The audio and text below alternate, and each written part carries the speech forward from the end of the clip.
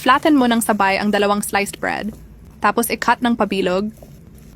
At edidip lang natin to sa itlog. Pagkatapos i-coat naman natin ito sa breadcrumbs. At sa kawali maggisa lang ako ng sibuyas, patatas at bell pepper. Isunod itong 1 can tuna. At pag ganito na hangwin at itabi muna ito. At ipa-fry na natin itong sliced bread na na-coat kanina. At dapat naka-low heat lang ang apoy para hindi ito masusunog.